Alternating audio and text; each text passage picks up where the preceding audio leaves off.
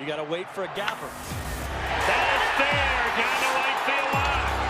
Giambi on his way to third.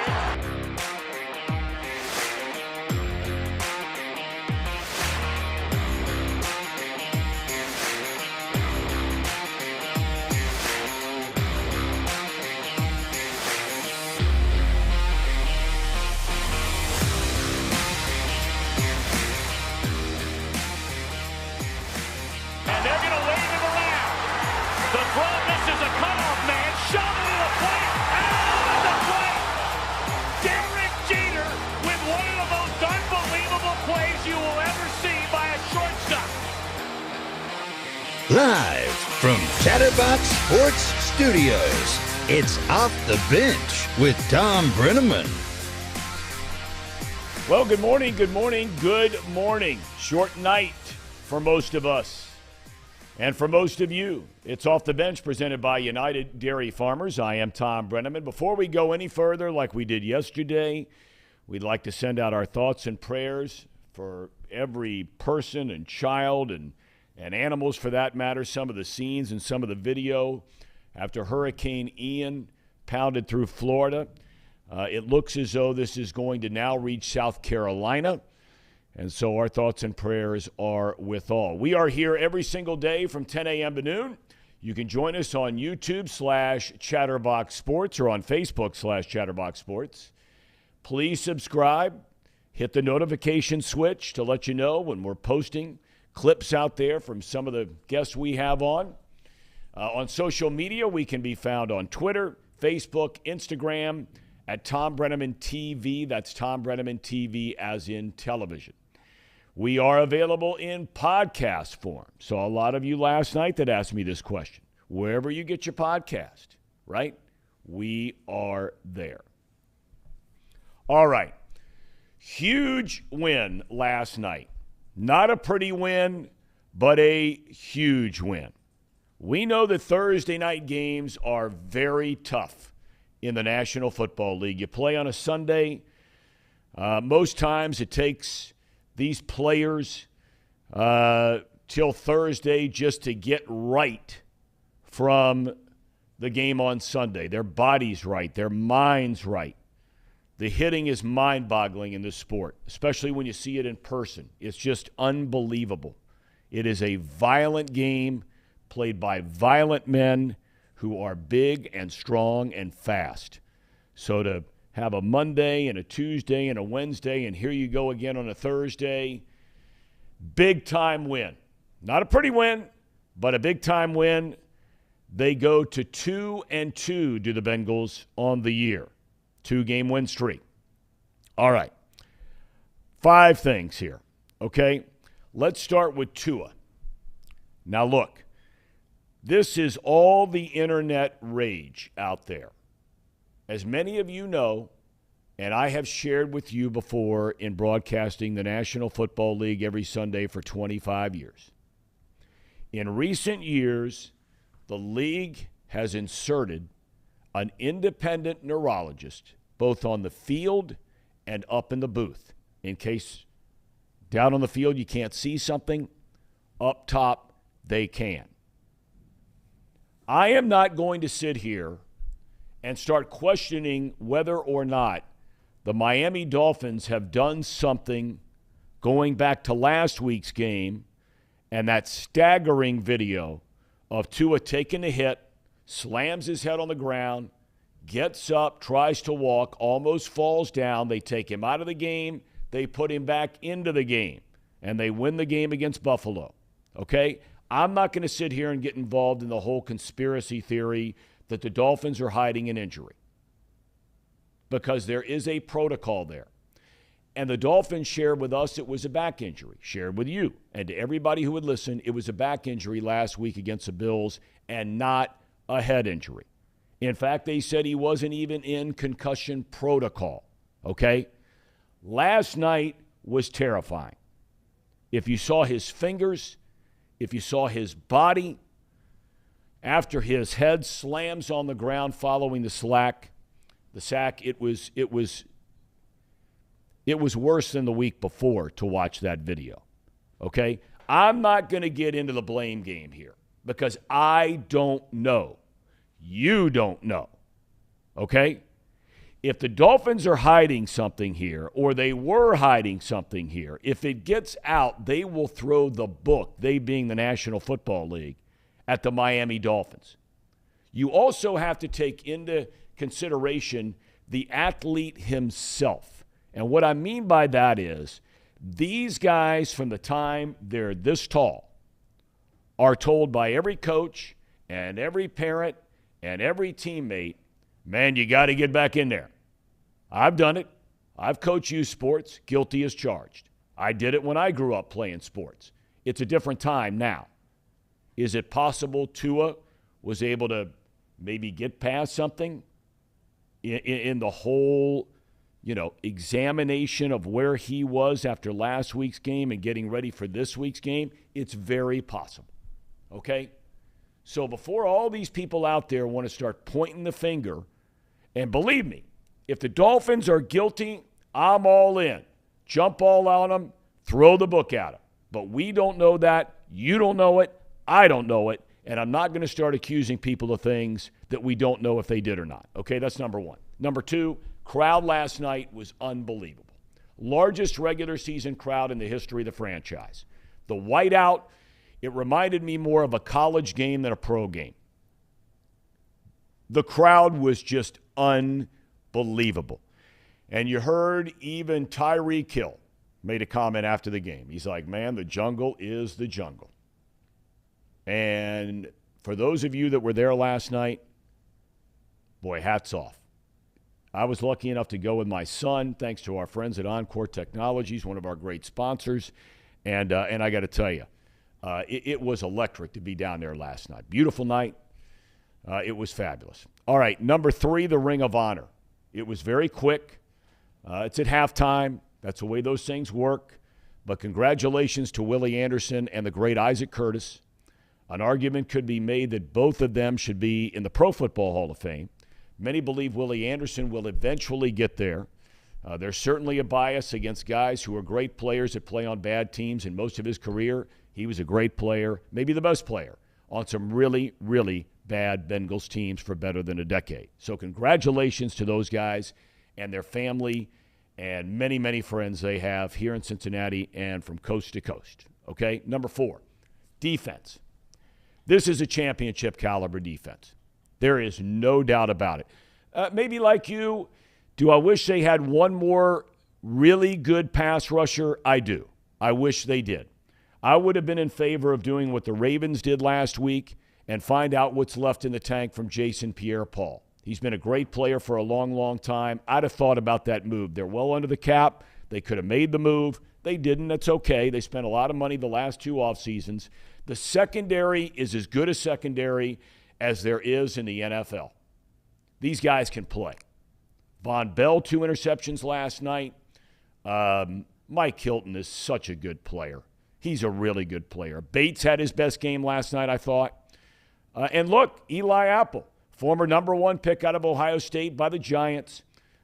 He puts himself out there a lot on social media. James Rapine talked about that yesterday. Some people don't like it. That's fine. But I tell you what, the guy is a solid player. If he's your fifth DB, okay, and fifth DBs are basically like starters now in the league, the way that the passing game has taken over everything.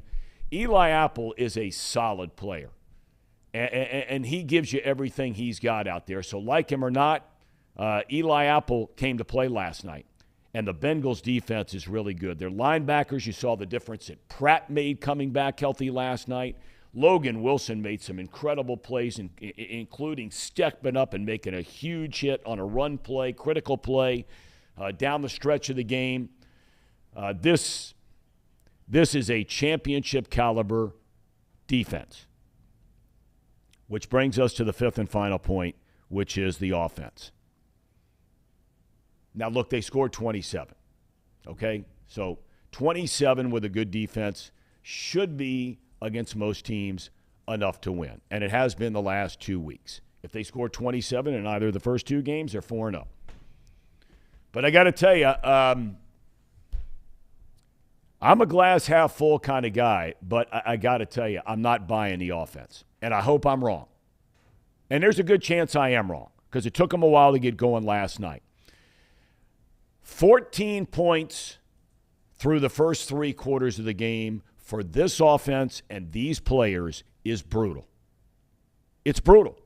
You may not want to hear it. Maybe you're all excited. You know, what we try to do out here right on Off the Bench is lay everything right out on the table. I'm a fan just like you are. No different. But look, for the first 3 quarters of that game, you had no idea, none, that Jamar Chase and Tyler Boyd were on this team. No clue they were on the team.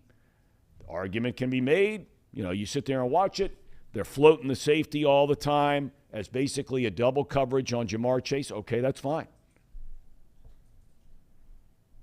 But 14 points, Miami's defense is good. It ain't that good.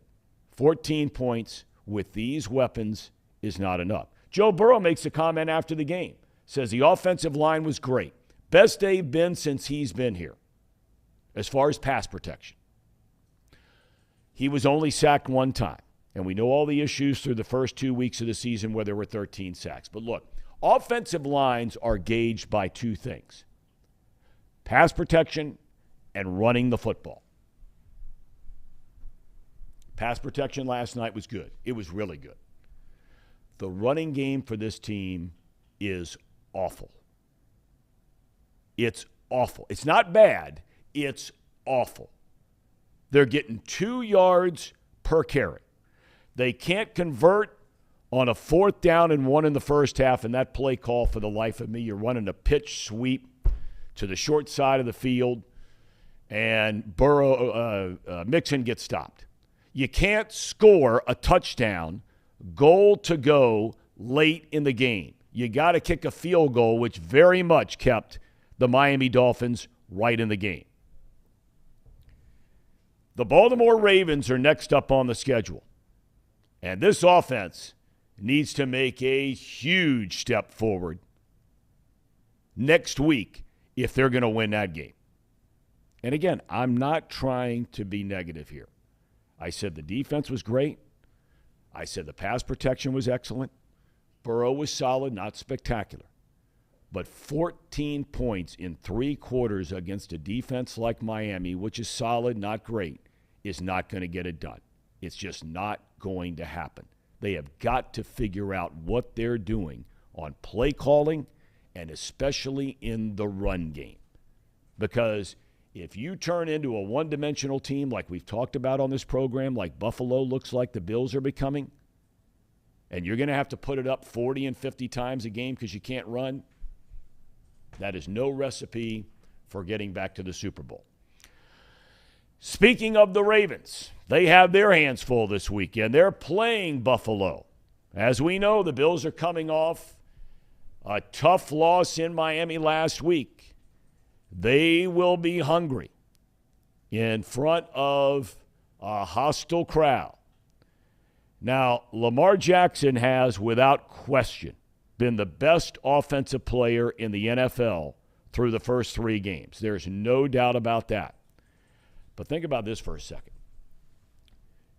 Most of us, after watching the first 2 games of the season, were ready to just go ahead and crown the Buffalo Bills as the AFC champions this year. If they lose this game, they have the same record as the Cincinnati Bengals at 2-2. So the Bills are beatable. If they go in and steal one in Baltimore, that's a huge win. Elsewhere in the AFC North, Cleveland is in Atlanta. I don't know about you, I'm surprised. Brownies are only a 1-point spread in that game. Pittsburgh is home to the New York Jets. Steelers a 3.5-point favorite in that one. Huge game to watch over the weekend. Kansas City at Tampa Bay. They will play that game in Tampa, even after Hurricane Ian. It's a pick'em game. Like Buffalo, if Kansas City loses in Tampa Bay, the Chiefs, who like Buffalo, everybody says they're this, they're that, they're whatever. If they lose that game, they're 2-2. Mike Evans is back this week, questionable. Both Julio Jones and Godwin, the wide receivers for Tampa Bay. Brady and the Bucs offensively look great on defense. They do not look good on offense. On the college front, UC is at Tulsa. Only their second road game of the year. They lost their other road game of the year, the season opener, at Arkansas. Number 3, Ohio State. They've not gone on the road yet. They will next week at Michigan State. But tomorrow in the Horseshoe, hosting the former Buckeye assistant coach and defensive coordinator Greg Schiano and Rutgers. Interesting game in the Big Ten, Michigan at Iowa. Iowa showed some signs on offense for the first time last week. They have got an excellent defense, and we know Michigan hasn't played anybody. Ohio University is at Kent State, Miami of Ohio at Buffalo, and perhaps the best game of the weekend is number 7, that's right, number 7 Kentucky, going on the road in the SEC to undefeated and number 14 Ole Miss, Lane Kiffin and Ole Miss. Baseball news, Aaron Judge will try and break the American League single-season home run record tonight. The Yanks are back at home, no doubt sellout crowd at Yankee Stadium. Baltimore Orioles in town. And the Redlegs start their final road series of the season this afternoon at Wrigley Field in Chicago. They're sitting on the 96 losses with 6 games to go. Will they find a way to avoid, for just the second time in 141 years of Reds baseball, to keep from losing 100 games in a single season? All right. It's great to have all of you with us online. I mean, this is our biggest number to start a show today. By the way, I get a comment right out of the gate from B. Sewell about this growth on my face, fellas. Casey McAllister, Brandon, say hello, welcome. Great to have you guys, as always. All your great work producing the program. Great work. It's the first time you've ever complimented us. Well, and it might be the last, so let's enjoy it while it's around. More Casey than me. Casey's on his game. Casey's on his game. I mean, he was there last night. You were there last night. I was there last night. I got to actually meet in person for the first time our main man, Zim Houday. There you go. Nice. How was that? And his wife. She is absolutely adorable. Zim had a good time last night. He had a great time last night. And it was fun to be around him. He was all pumped up. I was sitting by him, and so he had a great time last night. And everybody who was down there had a great time last night. We got Paul Dougherty coming up at 10:40. To talk about the Bengals game. He's got the morning line. He sent it out very late last night after the game was over. That's at themorningline.substack.com. We'll talk with him. In the 11 o'clock hour, we will visit with Dan Hoard, who later today, after broadcasting the Bengals game on radio last night, jumps on a charter flight with the UC Bearcats, where he'll broadcast tomorrow, the Cats in Tulsa. And then we do our picks for the remainder of the weekend at 11:30. But, boys, first things first. We got about 15 or 20 minutes to kill before Doc comes on. Your initial impressions overall, I just gave mine. Maybe you agree, maybe you disagree about the Bengals' victory last night. Casey, we begin with you. Yeah, so I went to the game last night. I was on the east end in the end zone. And I got to really kind of watch what Joe Burrow's seeing out there on the field, kind of try to diagnose what's going on. And I'm kind of I'm agreeing with you that there is something wrong with the offense. Like, the offensive line can't get much push. But I also think there's a couple other things that Zach Taylor's not doing them any favors. That 4th and 1 call with the pitch to Joe Mixon was terrible call. That's when you should run it up the middle. Then when they're down in the red zone, they try to punch it in 4 or 5 times up the middle, and it's like, come on, Zach, it's obviously not working. Let's go. Let's get something going. And then they finally do that little, tight end slip, play action right there, and they score that touchdown. So I was happy to see that. Yeah. But some of those choices need to happen sooner. Some of those reactions need to pick up. During the game, I was sitting there with my fiance, and I noticed that T and Chase, they were running a lot of go routes. I'm like, we got to attack the middle of this field. I know they're in cover 3. You know, they got a safety in the middle of the field. But as soon as I said that, they throw a little, like, 10-yard, 15-yard deep crossing route over to T. I'm like, that's what we are missing. That was retro Bengals offense when we're able to at least attack that middle 10 to 15, 20 yards down the field. And last night it was good to see that some of the flats were open and they were getting some yardage and they were very methodical. But as soon as the Dolphins game, when they came out of like that first quarter break, they started just crashing down in the flats. And it took Zach Taylor so long to start attacking in the middle of the field, start going deep. And Burrow also, at the same time, wasn't even attempting to really go deep downfield.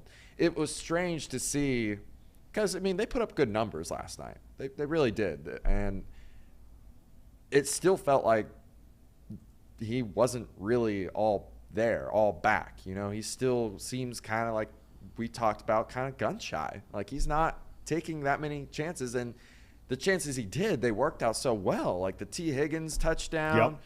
Jamar Chase beat his guy deep down the field. Like, I feel like we but on the other side of the football, man, that defense, it is legit. Even without DJ Reader, which if they had DJ Reader, imagine how much we would have just killed them there. I mean, we're sorely missing him as that extra pass rusher, but I mean, I'm impressed, honestly. I really am impressed. I thought going into that game, you know, McDaniel, he's the 49ers' old offensive coordinator, right? Something like that.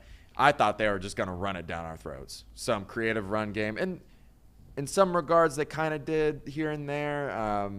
But, I mean, majority of the game, we stuffed them. They had a couple. And they made big turnovers. I mean, they made a couple of big turnovers. Tua threw one, Bridgewater threw one. And, look, you credit that to good defense. And there's no doubt their defense is really, really good with a chance to be great.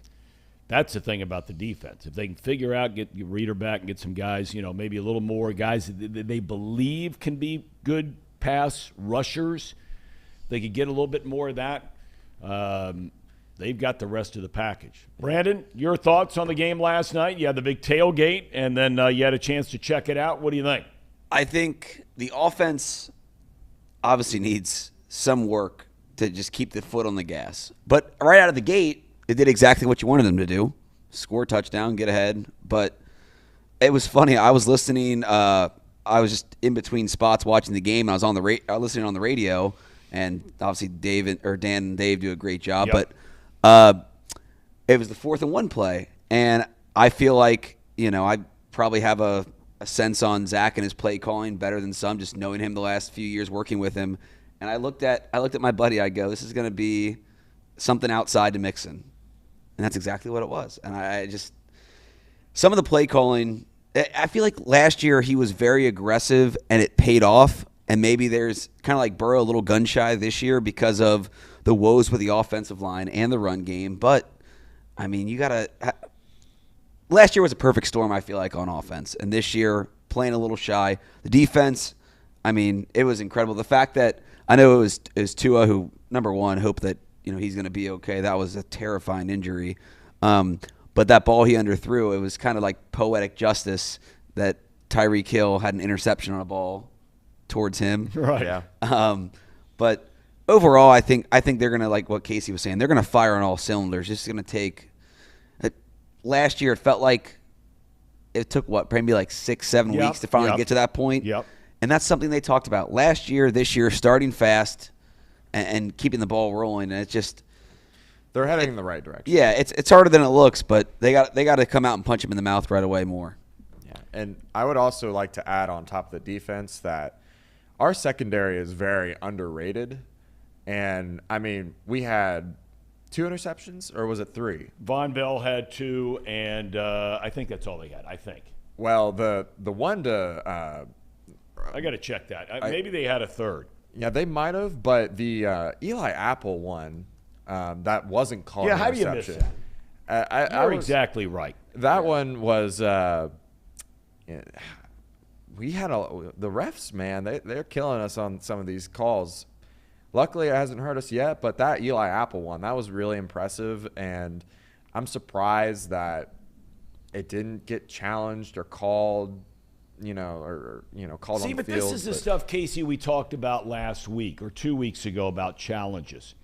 And who is responsible for that? Anybody that has seen the freeze of Apple intercepting the ball and both of his feet clearly in bounds. Okay, now I was sitting in the stands. I didn't have access to seeing whether or not the guys on Prime and Amazon replayed that. Mm-hmm. Did you guys happen to be you didn't see it? Did you, Brandon, were you anywhere near it? No, I did not. But for some of you that are online right now and with us on YouTube, let me know if is that this computer again? This stuff makes me crazy. Crap. For everyone at home, Thom has the auto. It's not his fault, but the YouTube. It is my fault. Can I turn it off? Is it on ESPN? Is that what it is? Yeah. I knew it. It was the ESPN has that autoplay that when you have a window open, it'll just during the break. I'll show you how to do it. Okay. All right. Yeah. But for any of you at home, do me a favor, please, and write in that are online right now with us on Off the Bench YouTube. /Chatterbox Sports, and if you're inside the show, let me know if that was broadcast on television last night. Keith says it was a catch toe drag. Yeah.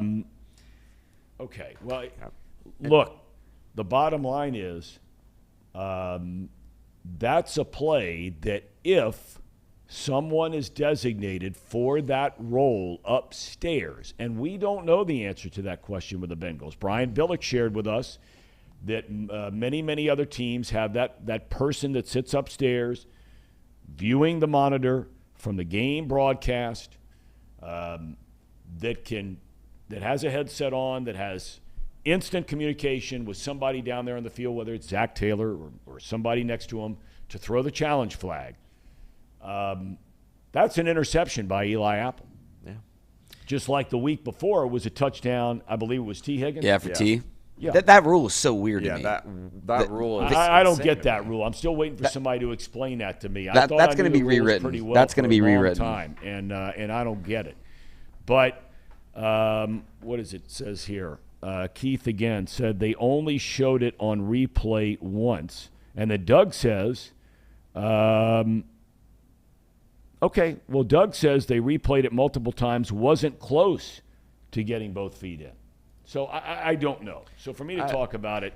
I mean, I'm just seeing the pictures on Twitter, and I maybe I can pull them up at some point, but they look like he's got both feet in bounds and the ball is tucked like this. Like he's catching the ball and he's got it like this. Right. And it looks like he's got both feet down. And as he's coming down, he's still, carrying it down with him like that. And I don't know if they don't consider that because it's like a basket catch, that he's not got full control of it until he's got it tucked away, or what exactly the issue is there. But okay, well, there's a lot of disagreement with some of our loyal followers here. We mentioned a moment ago where Key says they only showed it once, and he thought it looked like both feet were in. Doug comes back, says he replayed it multiple times. It wasn't close to both feet in. Alex says, I agree with Doug. I think the picture isn't worth 1,000 words. Ben says, I thought it was an interception. To me, it looked like he didn't step out until after he had control, but the refs missed it. Nathan agrees with Doug. Dustin says Amazon showed one replay from one angle. Local channels showed multiple replays from different angles, but that wasn't while it was going on. Okay. We'll put out a poll for them and we'll let the audience decide what it was and wasn't. Well, I mean, okay. Well, anyway, okay. Back to the whole thing of this, and I really don't want anybody to sit here and think that I don't realize what a huge win this was for this franchise last night. The marketing of the whole black and white thing was fantastic. You guys like the unis once you saw them out on the field? They look great, right? Yeah, the helmets on. Awesome. I will say, I like throwback stuff better. I know the players don't, but like the old Bengals helmet from the '60s with Bengals, the orange helmet. Oh my! I want that one day. Yeah, I like that helmet. But it was super cool, and everyone. I mean, you guys were there inside the game, outside at the tailgate, and everyone walking up. I mean, got the message. It was a total whiteout. Like you said, it felt like a Penn State game. Yeah. It was super cool. It really was. It was great. It's a huge win, and I pray I'm able to convey that here. I just think that when you're looking at this team, and look, in 17-game schedule now, they've got 13 games left to go. So whatever issues they might be having on offense and the run game and all that kind of stuff, you hang your hat for a little while maybe just on the defense, and the defense is going to really have to come to play. That's another prime time game next Sunday night, right? Against the Ravens? Against the Or is Ravens. that a Monday night game? No, that's Sunday. Sunday night. Yeah. 8:20, I think, right? Yes. So that'll be Collinsworth and the whole crew from NBC on that game next Sunday night. Place will be rocking. We'll see what the Ravens do this weekend against Buffalo. We're going to take a timeout, and when we come back, we have Paul Dougherty joining us on Off the Bench, presented by United Dairy Farmers. At United Dairy Farmers, we've perfected freshness in our family bakery, where we use only the finest ingredients, like thick, high-quality glazes on our signature donuts, before delivering them fresh from bakery to store every day. UDF, made for you. If your AC or furnace is struggling, turn to the experts at Bartell's Heating and Cooling. Their certified technicians get the job done right the first time. And if you need a new unit, Bartell's will give you upfront pricing with no hidden fees. Plus, ask about Bartell's 0% interest financing for 60 months. Learn more at bartellsheatingandcooling.com. Bartell's Heating and Cooling, for a comfortable way of life. Eli's Sports Bar and Grill, proudly sponsoring high school football with 3 locations in Mason, Liberty Township, and Ross, Ohio. Our 10-foot screens guarantee a great view from every seat in the house. Eli's Sports Bar and Grill, the best place in Cincinnati for sports, food, and fun.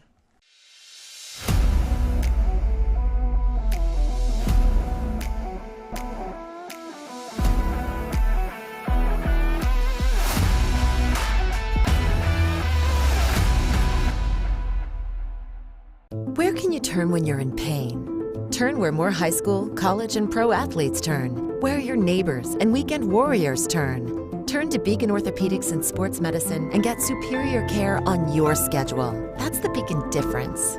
Check out our fresh arrivals at Jake Swinney Used Cars. Over 250 used vehicles weekly. All makes, all models. From economy to luxury, Jake Swinney, the original used car superstore.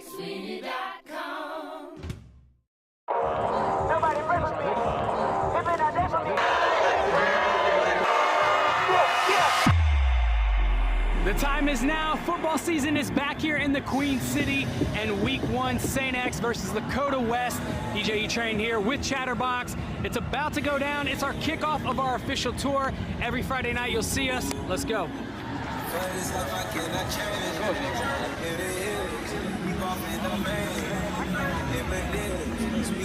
on 3, 1, 2, 3. Let's go.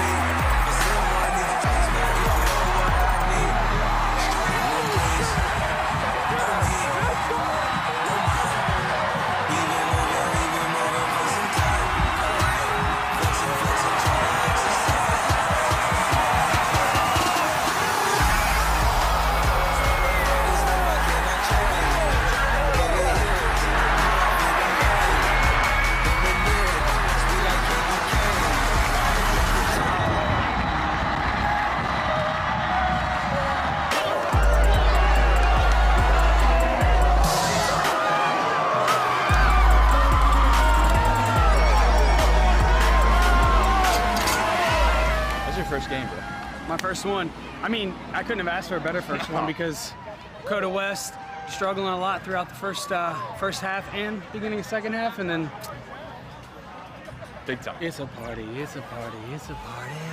I know one thing. Ain't nobody does this better than us. Facts. Yeah, this atmosphere was insane. Show was on point. Everybody had a great time for the first one, too, bringing people together. Big shout out to everybody tonight that worked hard from Chatterbox and everywhere else to put on a great show. This dude's legit. And he's sweating, so you know he's legit.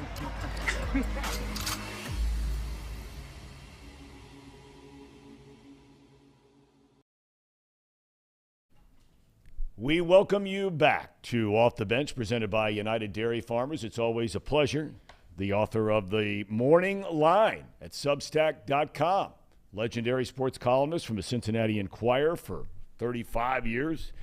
Paul Dougherty. Doc, I texted you last night. I knew you were going to be watching the game. What I didn't know is you were going to be posting The Morning Line. I guess technically it was the morning when you're posting after midnight last night. Yeah, it was. I actually went to the game, Tom. I'm actually, this is great now. First time in 34 years, I had to check the chart for my seat assignment. You know, it was kind of strange. I was telling Casey, I almost felt out of place, like I didn't belong there anymore. But I wanted to go. One, I knew it would be a fun night, and it was. And two, I'm still writing about these guys, and I wanted at least to make sure some of them knew that I was there. Sometimes people say stuff about the people they cover that isn't too complimentary, and I'm one of those people. But I wanted to make sure the players and Zach Taylor knew that I'm going to still be around. I'm not going to write nasty stuff and duck and cover. So there I was. All right, then Doc, for those that have not seen The Morning Line yet, it's The Morning Line at Substack.com. Give me your overall impressions of what you saw last night with this team. Wonderfulness tempered by a bit of cynicism. And by the way, it's themorningline.substack.com. I apologize. Thank you. No, that's all right. I knew that. I just said it wrong. That's themorningline.substack.com. Forgive me. Yeah. It was as festive as I've ever seen that building. Between the Hall of Fame ceremony, the whiteout, and the play on the field, the fans were into it. In fact, they were so into it that the Dolphins had to burn 2 timeouts in 3 plays, if you recall, in the first quarter, I think, to be able to get a playoff. It was that loud in that end zone. So it was a wonderful night. All that said, and I'm writing this morning a little bit, some of us in the media and certainly fans who are hungry for any kind of success around here and always have been, are very eager to paint this defense as kind of like the second coming of the '85 Bears. Not yet. Again last night, and God love Tua Tagovailoa, and I certainly hope he's going to be okay. But the fact remains, for 3.5 games, the Bengals have faced backup quarterbacks. But before I decide they're the Ditka Bears, I really would like to see what they do on Sunday in Baltimore. So I don't want to rain on anybody's parade, right, Tom? But I just think that an objective accounting of what happened last night does not suggest that this defense is all that. It's good. In fact, they won the game last night. But they've gone against backups for 3.5 games, more than 3.5 games. And lots of defenses can look good at going against other teams' backup quarterbacks. That's more than fair, and I think you're spot on that one. I think they have really good players on defense, especially that secondary. I'd like to see a little more pass rush. We talked about that at the start of the show here today. But Doc, I want to get your thoughts on the offense, because I don't know if you saw the opening monologue, and I'm doing my best not to be the guy that's raining on somebody's beautiful sunny day here in Cincinnati after a big win. Great crowd, as you pointed out last night. But the bottom line is, with all of these weapons, and they are everywhere, the tight end is an incredible addition to this team. He is a good player and has a chance to have the best season he's had in the NFL inside of this offense. But to have all of those weapons and to begin the fourth quarter last night against a decent, not great, decent Miami defense, and you have 14 points in the game, I still think there is a lot of work to be done for this offense. I think they'd agree with you. Burrow did a great job last night managing the game. That's not what Joe Burrow is supposed to be about. You know, there are all kinds of game managers in the league, and they usually work for teams that are around 500. You know, don't turn the ball over, play the horizontal passing game, rely on a running game. I mean, last night is very telling.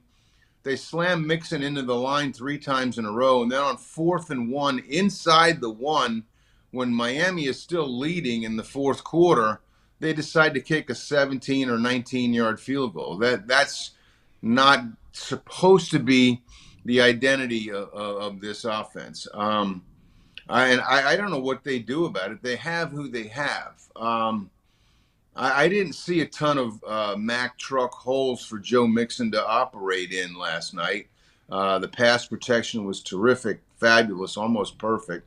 The run blocking was not. I don't know. Do they give P. Ryan more attempts? I don't know. He pounded the Jets pretty good last week at winning time.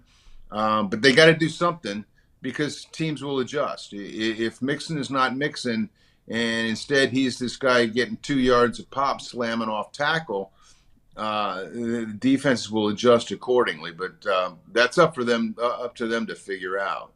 You know, I made the comment in talking with Casey before we went on the air today that there are 1,500 things that you would get to before you got to this topic when you start talking about Tom Brady. Greatest quarterback of all time in my book, and it's not even close. But people can debate that. But if there's 1,501 that he is, again, the greatest quarterback of all time, it's the quarterback sneak. And it seems like that is something inside of this offense that screams to try on some of these 3rd and 1s and these 4th and 1s. And they turn around, like you said, and they give it to Mixon, or they're in shotgun and they're running the ball on some of these plays, or they're pitch sweep to the short side of the field on a 4th and 1. What's wrong with a quarterback sneak? Brady's done it for 20 years. Think we just lost Doc. Okay, there he is. There he is. I mean, sorry, I had somebody calling me, believe it or not. Sure, why not? You know, Burrow can get a yard or no yards, same as Mixon can. He's obviously closer to the goal line when you're on the 1 yard line than the running back is. Sure. Maybe Mixon, and this is silly, but who knows? Maybe Mixon tries to leap over the pile once or twice. You know, get the ball and leap and cross the proverbial invisible plane instead of just running behind a lineman's butt. I don't know. I mean, again, I don't know either. But I mean, but if the other stuff's not working, it's worth trying something. And I just don't know. And Doc, you tell me. You've worked here for a long, long time, lived here for a long, long time. But we've all, traveled around and had the chance to travel around and go to different cities and so on and so forth. I think it's fair to say that in every town, to a greater or lesser extent, depending, of course, on one team's offensive success, that play calling is questioned regularly in every single town. But I think it becomes more magnified here, and we're only 4 games into a year, and I said a second ago it's 13 more games to go. So they've got plenty of time to get this thing straightened out and get this thing rolling. But I think it's fair to question a lot of the play calling that has taken place with this offense through the first 4 weeks. Well, sure it is, because you're not going to be playing Teddy Bridgewater and Cooper Rush and and Mitch Trubisky and Joe Flacco every week. At some point, you're going to have to score to be able to beat a team. You can't rely on your defense to stop, Lamar Jackson or Patrick Mahomes or even Tom Brady. So I don't know. Other than running Mixon wide on 4th and a yard and making the decision to kick a field goal in that situation in the fourth quarter, I didn't have a huge problem with the playmaking. They desperately wanted, or play calling, they desperately wanted to get Joe Mixon going. And they did in the first drive, and that was great. To continue to try to pound him up the middle when he just isn't having any success with it is going to, at some point, is going to catch up to him. I want to talk to you a little bit, Doc, about the whole Tua thing.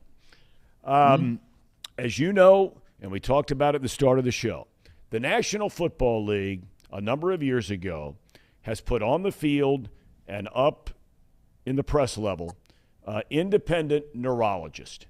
And, people that have no affiliation with either team, no favoritism toward either team. It's not like the Bengals have their guy and the Dolphins have their guy. These are independent guys to do fair evaluation of what's going on with a player who is injured, and especially head injuries, primarily, exclusively head injuries.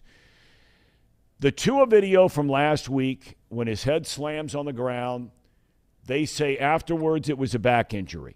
And I have no reason to doubt them. In fact, the Dolphins said that he did not even go into concussion protocol leading up to the game this week. I think it's unfair, and you tell me if you agree. I think it's unfair for a lot of people right now to be accusing the Dolphins of hiding something out there as it pertains to Tua and a head injury from a week ago and whether or not he should have played this week. What are your thoughts on that? Well, sure. You're going to accuse a head coach of endangering not only the playing career of a quarterback, but the rest of his life. We know what happens with guys who get their heads knocked in too much. That said, Andrew Whitworth apparently said something pretty interesting on Amazon after the game. He said the players can cheat the test. They can fudge the test and be permitted to go back in the game. I don't know. All I know is what I see. And what I saw last week was a guy who got his head snapped back and suddenly he has a back injury. Okay, I guess. And last night, I don't know about you, and I looked at it several times. I didn't think that hit was really excessive. I mean, it was sort of a typical quarterback gets sacked hit. It wasn't necessarily any more violent than anything else that goes on the field. It's stuff like that makes you skeptical, because we know that if you have a first concussion, you're much more likely to have a second. And as it progresses, it only gets worse. So when you see a guy leave the field on a gurney like that after a hit, then maybe you disagree with me, Tom. Let me know. That I didn't perceive as being all that violent. Certainly not as violent as the one last Sunday. It does give you cause for a little bit of skepticism. Look, I think you raising the point that Andrew Whitworth brought up last night, and who would know better than him? I mean, he's played forever. He was around before they started implementing a lot of that stuff. He has seen it now progress through that stuff. He has forgotten more than I'll ever know about it. My understanding is the way they basically run this thing, and maybe in the last 2 seasons since I've been out of covering the league week in and week out of broadcasting games, maybe they've tweaked this a little bit. My understanding is, and maybe he said something about this last night. You were at the game, so maybe you didn't hear it. But basically they put guys through a questionnaire of some kind in training camp. And then they bring that back, those same series of questions, to have something to base it on, right? If a player incurs some kind of a head injury.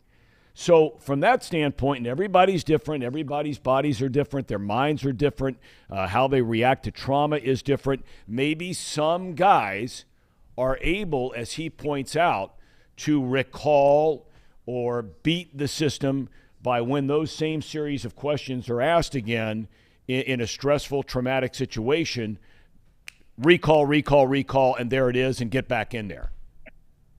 Maybe. It's a little like memorizing the eye chart, right? Avoid getting glasses. It's EFPTOZ. Those are the first 6 I always remembered. And after that, maybe you struggle a little bit, but maybe you memorize it, and they think your vision is great. I don't know. I mean, Witt not only has knowledge of it, he has firsthand knowledge of it. He apparently cheated the test and went back in, and only was pulled after a teammate during a game was concerned for his mental and physical well-being and told the coaches, hey, Witt's not right. Get him out. Okay, so, now all of a sudden, and you have talked about this through many, many years about these Thursday night games and how, the players don't like them, but they apparently like the money that comes with the Thursday night package, and people now like Amazon spending billions of dollars with the league to have the broadcast rights for these Thursday night games. Okay, well, the back end now is, though, you get 10 days before your next game. And the next game is going to be, without a doubt, the most and highly anticipated game of the year for the Bengals. Probably was when the schedule came out. I think most people probably felt like this team would be, some would say 4-0. Maybe you stub your toe out of the gate, 3-1. Reality is they're 2-2.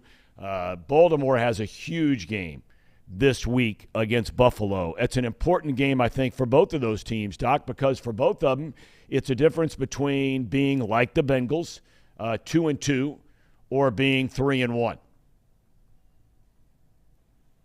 Yeah, a huge game. I mean, it kind of comes back to what we were saying at the top, Tom. The NFL, especially this time of year, is such a week-to-week thing.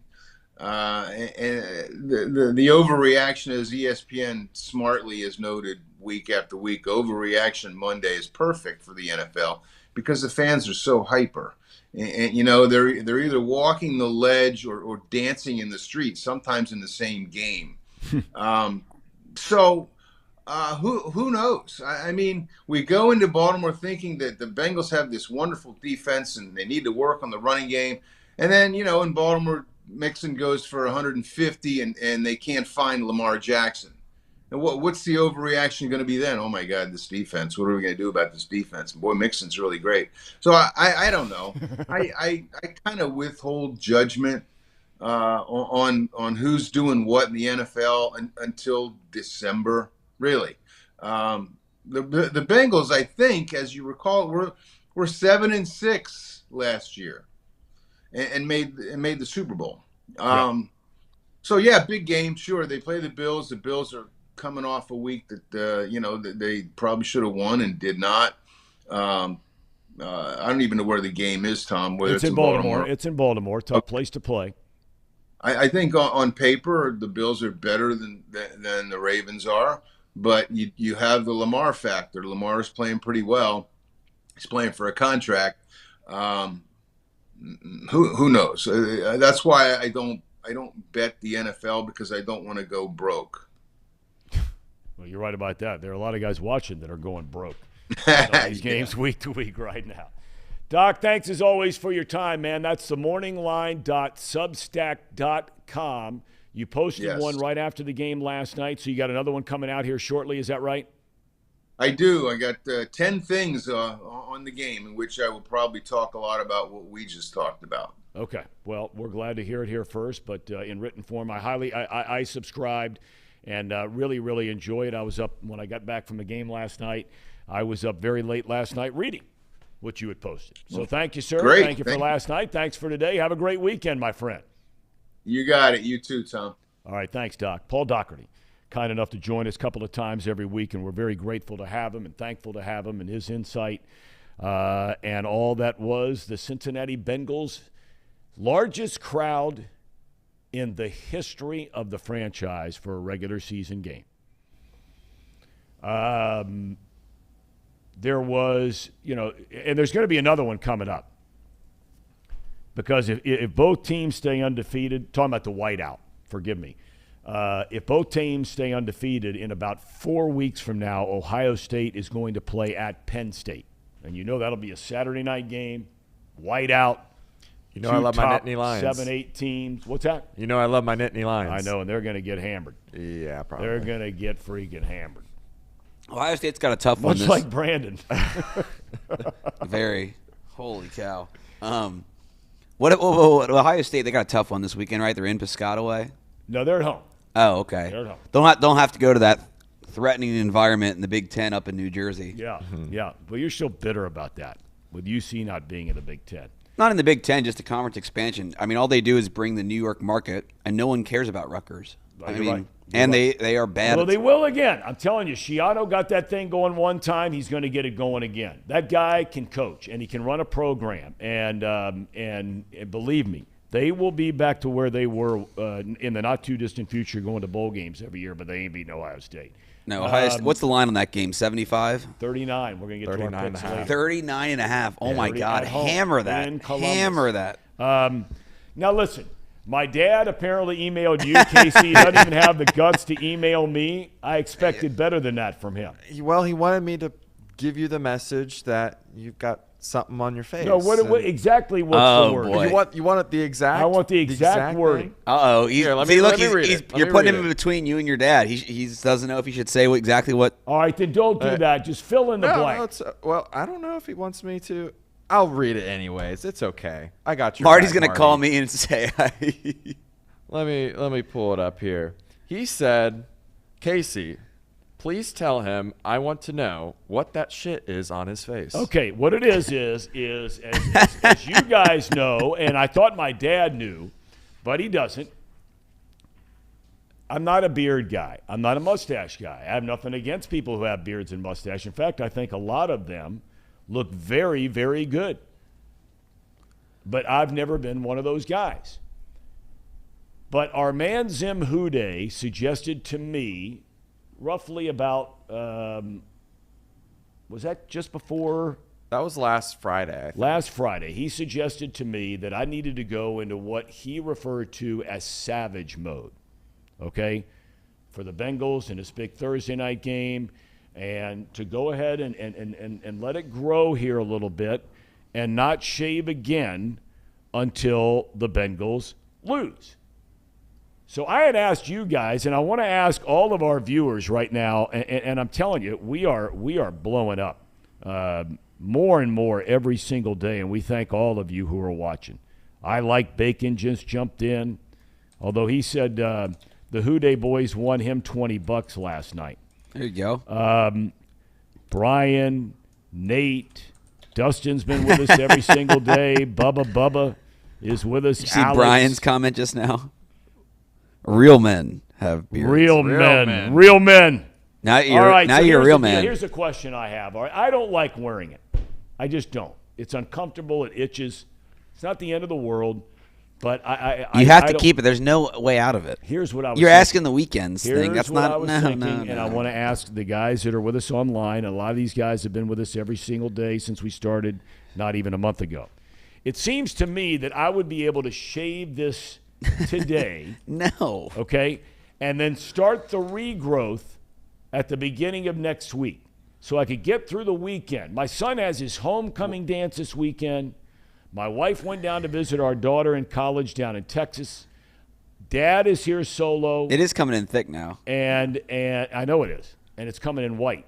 But I want to look good. It's a senior year. Yeah, well, I'll put out a poll for the people. I'm going to ask them, should Thom keep his beard or should he shave it every week? Is that fair? Is that a fair poll? He's gonna shave it. Monday he's gonna come in without the goatee. No. I'm not. I haven't decided on this because I don't want to ruin the mojo. But I feel like we created the mojo for this game against Miami and savage mode. Okay, and we could start again.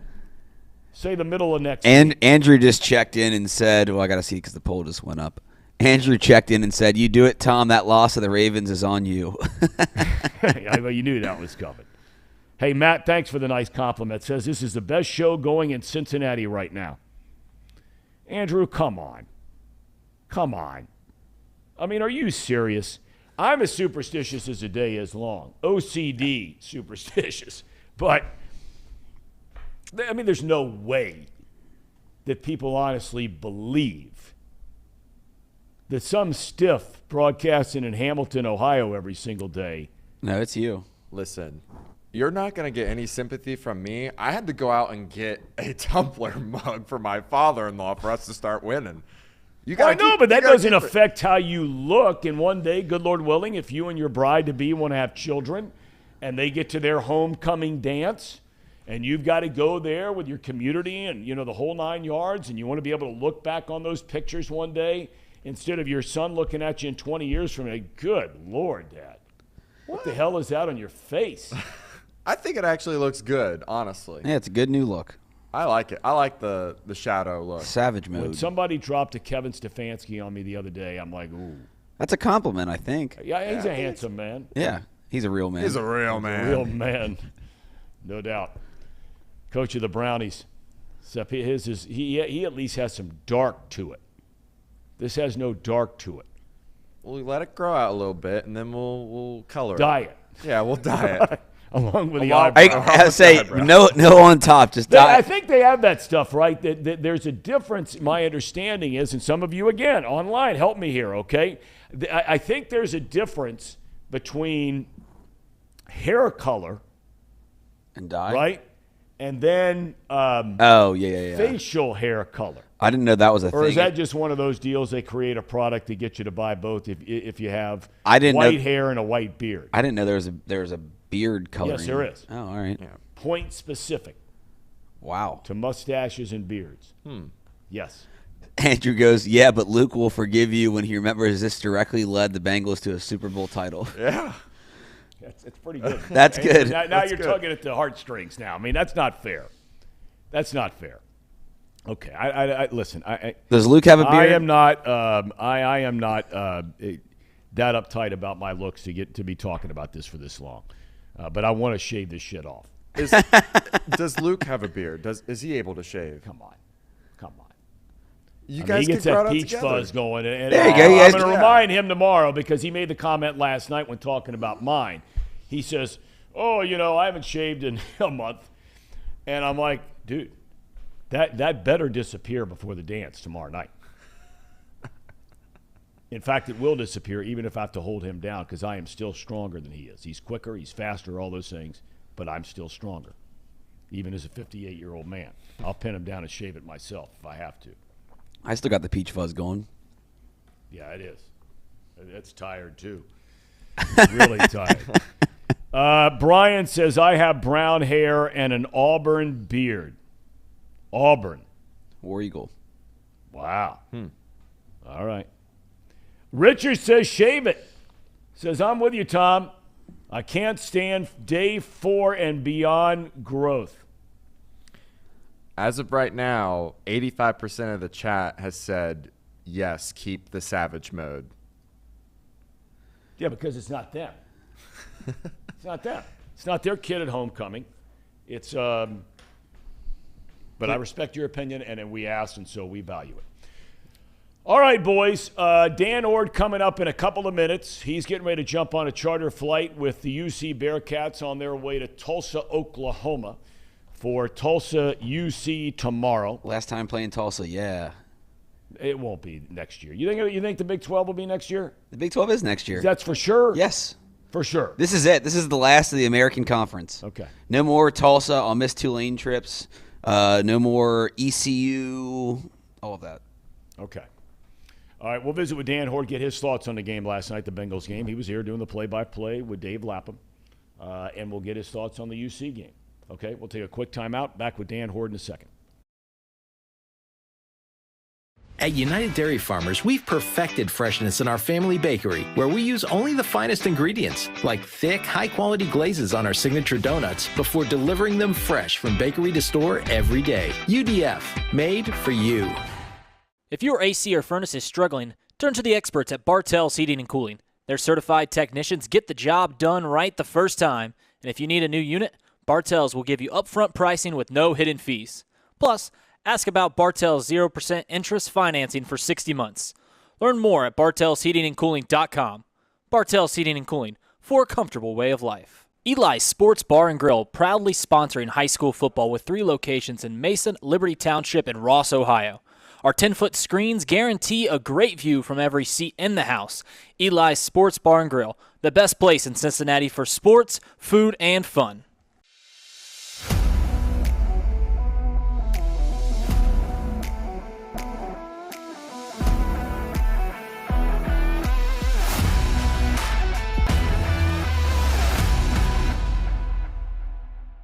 Where can you turn when you're in pain? Turn where more high school, college, and pro athletes turn. Where your neighbors and weekend warriors turn. Turn to Beacon Orthopedics and Sports Medicine and get superior care on your schedule. That's the Beacon difference. Check out our fresh arrivals at Jake Sweeney Used Cars. Over 250 used vehicles weekly. All makes, all models. From economy to luxury, Jake Sweeney, the original used car superstore. All right, back on Off the Bench, presented by United Dairy Farmers, and kind enough to join us each and every week is the radio play-by-play voice. Resting those vocal cords today after a late night last night of both the Cincinnati Bengals and the University of Cincinnati football Bearcats. Dan Hoard. Dan, you look like you're somewhere else today. You're not in your normal spot. Where are you, if I may ask? I'm in my normal spot. I've just flipped the camera around. I'm trying to use my standing desk more often instead of sitting on my tuchus while I'm doing my homework. So I'm using the standing desk. I think you can see my wife Peg a little bit in the background there in the kitchen, but same spot, just flipped Hi, Peg. around. Nice to see you back. She waved. You didn't see her wave. Have her come here a minute. Have her come here a second. I want to ask her something. I would like quick. you to make a cameo, Peg. Yeah, I would. I mean, I want to ask her what her weekends are like when you're double dipping on Saturdays and Sundays all the time, and her main man's gone. You know what? She has turned down that request. I think she's gone to the other side of the house and gone into her office. So That's what happens to my wife. Your wish on that one. That's what happens when I try to get my wife to come near me. It's the same deal. She turns and runs for the hills. Hey, last night, how incredible was that scene last night? It was as good as it gets. The only thing comparable for me was last year's playoff game against the Raiders. I thought at the end of the Raiders game, that was the loudest I've ever heard Paycor Stadium. But for the beginning of a game, getting into it right from the opening kickoff, last night was as good as it gets. 67,000 plus, wearing white, going bananas. They made a difference. I mean, you could see it in the first quarter. The Dolphins guys are looking at each other going, what? I can't hear you. Had to burn 2 early timeouts. Crowd gets a big assist for what they did last night. And, I love the whiteout thing. I just thought it was so cool. We've seen it in college football. The place that comes to mind we were talking earlier is Penn State. And they do it unlike anybody else because you got 105-something thousand people there. But I just thought last night aesthetically was so cool. Yeah, it looked fantastic in person. I haven't gone back and watched the game yet on TV, but my wife Peg told me how great it looked after she watched the game last night. So, things like that I think make Cincinnati look great when the stadium is packed. The commentators are talking about how unbelievably loud it is, and they made a difference until the end of the game. So kudos to Bengals Nation for all they did last night, and to the Bengals organization for coming up with the white tiger helmets, painting the logo white and black at the 50, changing the end zones. All of those little details were great. All right, so, Danny, I asked Paul Dougherty a moment ago, and you're there each and every Sunday and have been for how many years now you've been doing the Bengals games on radio? This is my 12th. Okay, 12th year. You've seen a lot of good, and you've seen some not so good. And you've seen some good and not so good here through 4 games of this season. What stands out to you, Danny, 1, 2, 3, 4, 5 things about the game last night? Well, number one, it would be the continued excellence of the Bengals defense. Now, it undoubtedly helped that Tua Tagovailoa got knocked out of the game and Teddy Bridgewater finished up, although I thought he played okay. But this defense has given up 1 touchdown in the last 34 possessions for the opposition. They've given up a total of 4 offensive touchdowns in 4 games. The challenge is going to get tougher a week from Sunday night when they're in Baltimore and facing Lamar Jackson. But you can only play who's on the schedule, and so far the defense has been unbelievable. Second, I would say that the offensive line is trending up. 2 sacks allowed last week, 1 sack allowed last night. Even better last night, I think it was only 3 quarterback hits allowed, so Joe Burrow was not spending a lot of time on his back. I thought the pockets were good, particularly the push straight ahead. So the center and the guards, I think, are giving him good depth in the pocket. The one negative would be the continued struggles in the run game. They certainly tried Joe Mixon a lot last night, 24 carries, 4 catches. But in the run game, they're only getting about 3 yards per carry. So that's the one thing that they need to continue to fix. But I do think by the end of the year, you're going to look at Joe Mixon's rushing numbers, and he's going to have, 1,100, 1,200 yards, something like that. He's too good not to eventually get it going, but it's something they've got to try to fix as soon as possible. Danny, do you think, and look, the personnel was very different when Samaje Perine piled up all those big yards to close out the Jets game. They were an extra offensive lineman. I think they were 2 tight ends. It was a borderline jumbo package, and Perine's hitting the hole, and off they go. I'm with you on Mixon. I think he is an unbelievably talented player. He can catch the ball out of the backfield. He's powerful. He's fast. Not a blazer, but fast enough. He's strong. He cares. And I'm with you. I think when all's said and done, that he probably does get up in that 1,100, 1,200 range. But does it make any sense to try and give Perine a few more touches in the run game here over the next couple of weeks, do you think? Or not yet? I would say not yet. And I don't think so in general. I think Samaje Perine has a role on 3rd down, and it's a role he handles well. I'd like to see Chris Evans a little more because I think he's such a dynamic pass-catching threat out of the backfield. They did try him a couple of times last night. But if Joe Mixon is healthy, Joe Mixon is the man.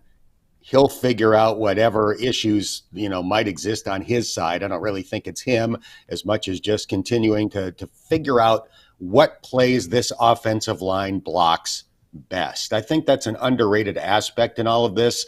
We talk about an offensive line needing to develop chemistry and improving their communication, but I also think the coaching staff and offensive line coach Frank Pollock need to understand or need to learn just from watching these guys which offensive line plays they're going to be able to block best. Not every guard pulls exactly the same.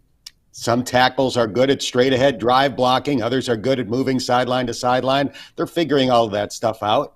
I have a lot of faith in Frank Pollock, and I don't think they're going to be the best rushing team in the NFL. If they were, we'd probably know that by now. But I do think, they've got the pieces to be good, and I'm sure they'll get a lot better soon. Danny, how well have you gotten to know, if at all, and it's tough to have media access, especially over the last year and a half, a lot more for the first time this year than the last couple of years, and he's only been here, 3 years now, I think. How well have you gotten to know Von Bell? And if you've talked to him enough to make, to form an opinion, tell us a little bit about Von Bell. This guy's a hell of a player and has been for a long, long time, and not just because he got 2 interceptions last night. He's just a really good player. He's a good player, but I think maybe the biggest contribution he's made to the team is just setting the tone in his professionalism. I think just about everybody's heard by now about, the schedule that he keeps. He's the first guy in. He gets a workout in at the crack of dawn. Several teammates have followed his lead and started doing the same thing, particularly young defensive backs. I just remember, Tom, that when the Bengals signed Von Bell, I reached out to Luke Fickell because I know that, Coach Fickell was with him at Ohio State. And I basically said, what should the Bengals expect out of Von Bell? What does he bring to the table? And Coach Fickell talked about how much of a, tone setter and program changing kind of guy he was at Ohio State. He's just the ultimate pro, doesn't say a ton, but does everything right every day. And that's a big reason why this franchise has turned things around. They've added a lot of pros like Von Bell, and eliminated some guys that don't have that attention to detail and work ethic, and it's made an unbelievable difference. I don't know how many of you out there subscribe to The Athletic. I think if you're a hardcore sports fan and you have a few extra bucks in your pocket, and in this day and age, in this climate, in this economy, then not a lot of people do. But if you're able to chip in and buy that, they're one of the great articles that's been written since I've been subscribing over the last couple of years was a story on what you just said, that the argument can be made that the single best recruit that Urban Meyer ever signed at Ohio State was Von Bell, for all of the reasons that you just talked about. The other guy I want to ask you about, maybe he doesn't have the same kind of reputation as Von Bell, but that's Eli Apple. Now, he's a guy that has thrown himself out there a lot on social media. We know all about that. You know, I thought he showed tremendous restraint, and we talked about this with James Rapine, that right after the Miami game last week against Buffalo, Tyreek Hill throws the challenge, out there on the table. One of the rare times Eli Apple does not bite. He doesn't have anything to say during the week. He just shows up and plays. What have you seen out of Eli Apple these last couple of years as a Cincinnati Bengal? Well, on the field, he has certainly been a very solid player. When you look at NFL teams, your second cornerback typically isn't a Pro Bowl level player, and I'm not saying that Eli Apple is, but he has been extremely solid, especially since the second half of last season. I do think he showed a lot of restraint last week. Normally, that is not his strong suit. If somebody comes after him, he fires right back, sometimes to his own detriment. But, I'll go back to another UC connection, Tom.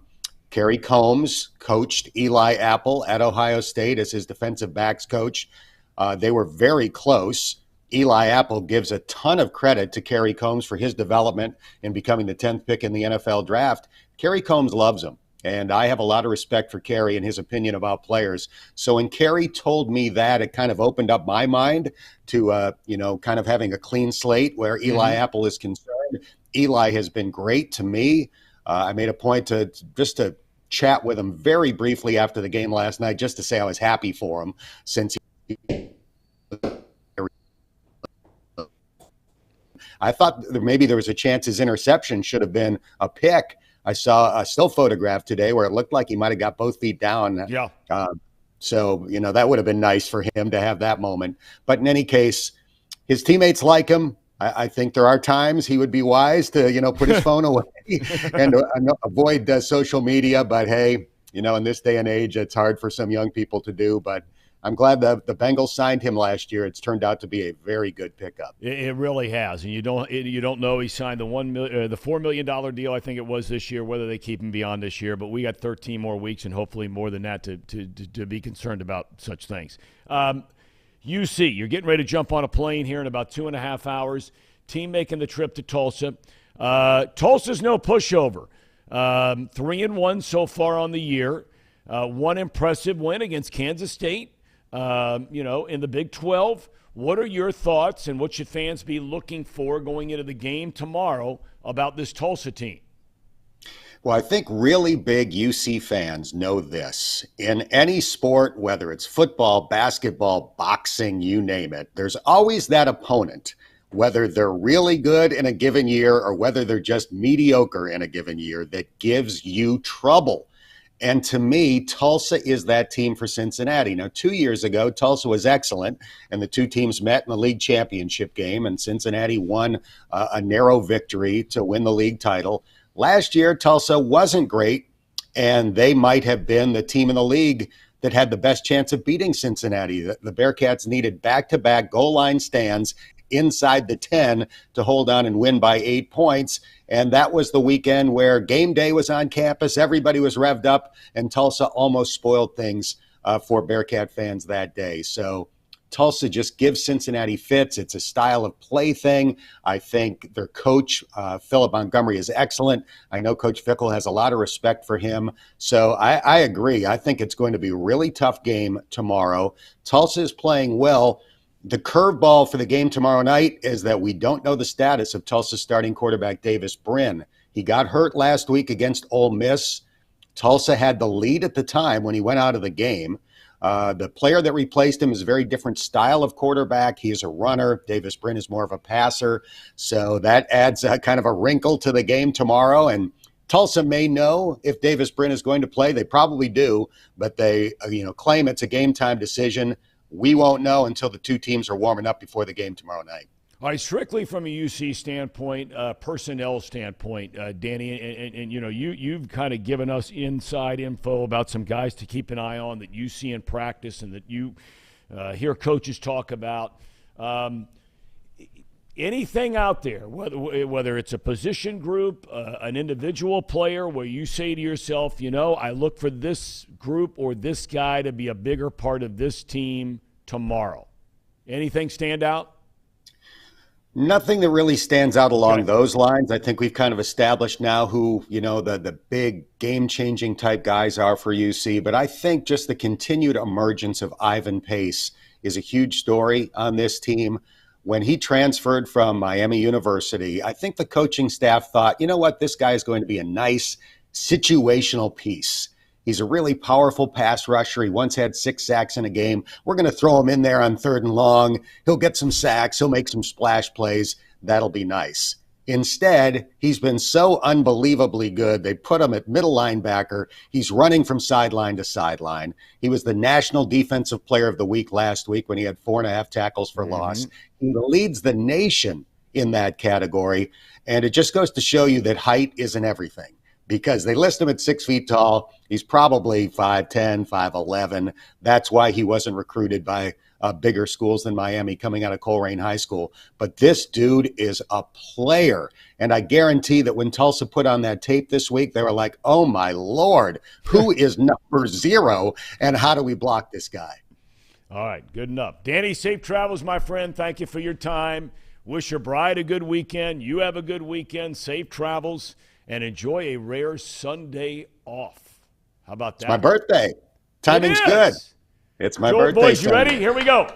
Happy birthday to you. Come on, guys. Happy birthday to you. Not much enthusiasm. Happy birthday, dear Dan. Happy birthday to you. Hopefully the rest of your birthday songs for you, Dan, are a hell of a lot better than that. I think that's pretty much guaranteed, Tom. But thank you. Thank you for the thought. I appreciate it. Absolutely. Happy birthday. See you, Dan. Happy birthday. Have a great weekend. Thanks. I will. All right. I didn't think we were so bad. Were we? I mean, come on. I mean, I'm sitting here hungover as you know what. So I think it's just we don't have good singing. No, voices. you guys have no enthusiasm. I was getting. I into mean, it. Seriously. If we're going to do the only thing you guys have shown that enthusiasm about is the darkest moment in the short history of this show. We know what that is. I thought that was one of the Cincinnati greatest Bengals. Nathan Hines. See this comment? What did he say?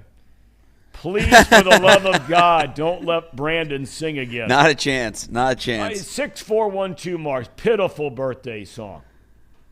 I'm playing. We got to work on it. I'm playing hurt. I'm playing hurt. Did you delete some guy because he's hungover? No. I don't know what that comment is. I have no power to delete anything.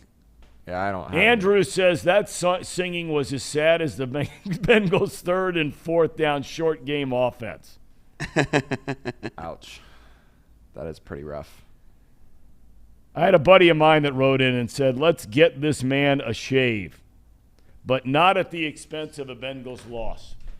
Okay. All right, boys, it is that time again. It is. The old time of picks. the week. Right? The old picks. Casey and I were able to close the gap a little bit. We're going to put up our numbers, where we are, money going to charity at the end of the day for who has the best overall record in our picks. I shaved off a couple of games, still bringing up the rear. You two, if I'm not mistaken. And we'll confirm that in a minute. We're going to take a break first before we load up for our last half hour and make our picks for the weekend, college and pro. And believe me, if you have a gambling problem, I don't know what the number is, but have somebody look it up, because you're going to want to gamble when you listen to my picks this week. The guy in last place on the show. Yeah. All right. We're back in a minute. At United Dairy Farmers, we've perfected freshness in our family bakery, where we use only the finest ingredients, like thick, high-quality glazes on our signature donuts, before delivering them fresh from bakery to store every day. UDF, made for you. If your AC or furnace is struggling, turn to the experts at Bartell's Heating and Cooling. Their certified technicians get the job done right the first time, and if you need a new unit, Bartell's will give you upfront pricing with no hidden fees. Plus, ask about Bartell's 0% interest financing for 60 months. Learn more at bartellsheatingandcooling.com. Bartell's Heating and Cooling, for a comfortable way of life. Eli's Sports Bar and Grill, proudly sponsoring high school football with 3 locations in Mason, Liberty Township, and Ross, Ohio. Our 10-foot screens guarantee a great view from every seat in the house. Eli's Sports Bar and Grill, the best place in Cincinnati for sports, food, and fun.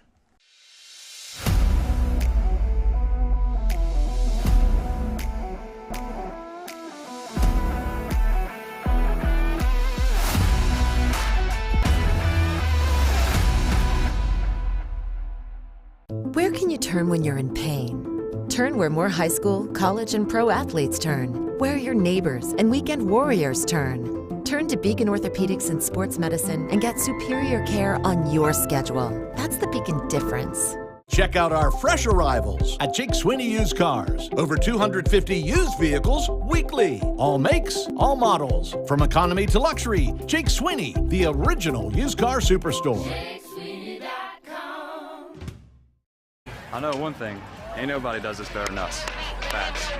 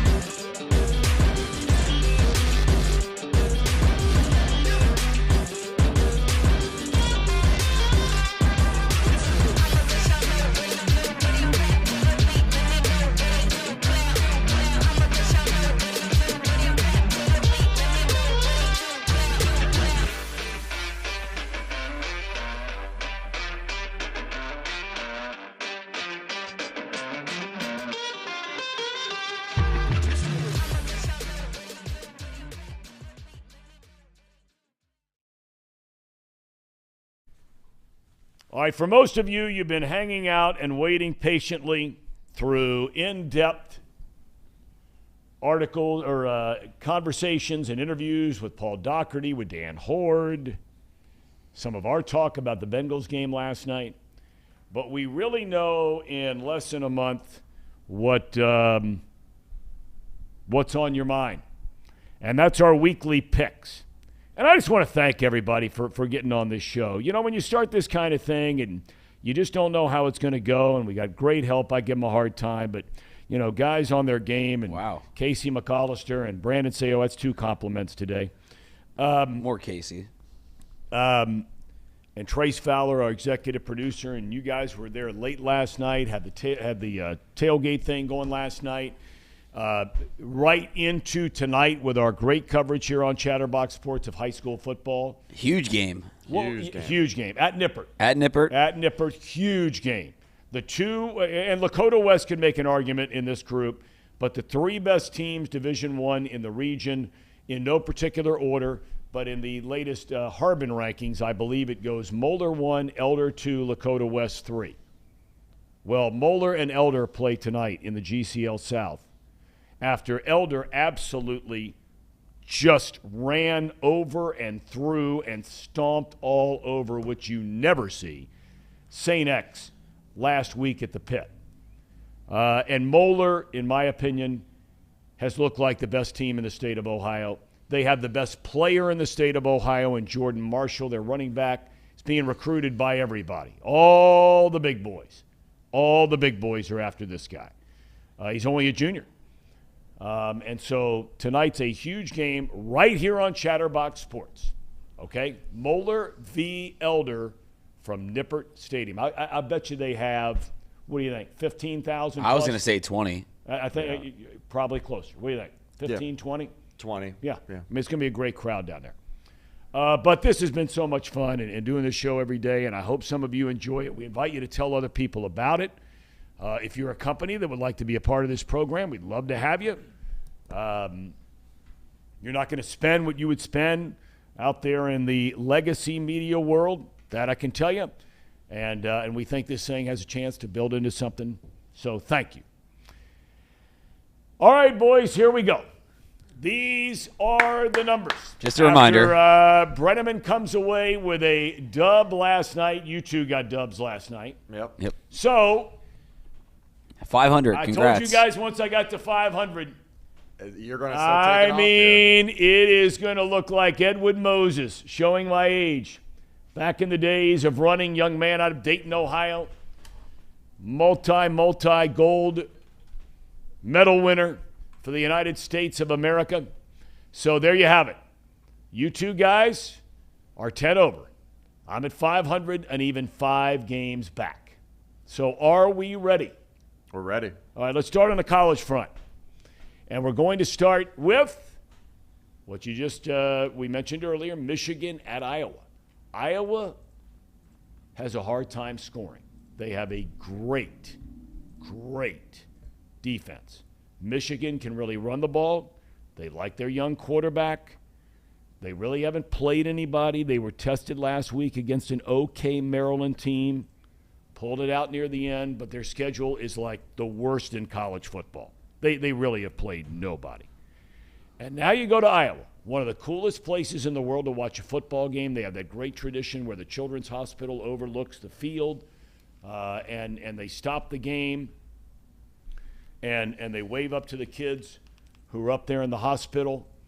It really is a cool place to watch a football game. Iowa City. The spread, what is it? 10.5. 10.5. I just don't think Iowa can score enough. I'm taking, and believe me, I hate taking them in any form or fashion. That team up north. Casey? Ooh. Late change. I made a late change. He saw me make a pick and decided I'm going to hop on. I got to tell you, I'm with you guys. When I see 10.5, it makes me want to change my mind. I mean, Michigan played what? They played a high school team the first week. They have played, when ESPN does this thing called top to the bottom 10. Yeah, you said like the 3 worst. The bottom 10. The 10 worst college football teams in the country. 3 teams. Their 3 out-of-conference games were against 3 of those teams in the bottom 10. Shameful for a program like Michigan. Yeah, shameful. It really is. It's shameful. And I don't say it because I don't like Michigan. I respect Michigan, and I'm one of the few big Jim Harbaugh fans out there in this part of the country. I am a big Harbaugh guy. Great coach, good guy, gamer, but, I mean, come on. Yeah, I mean, it hurts for me to pick Iowa, honestly, but I just don't trust Michigan. They didn't play anyone.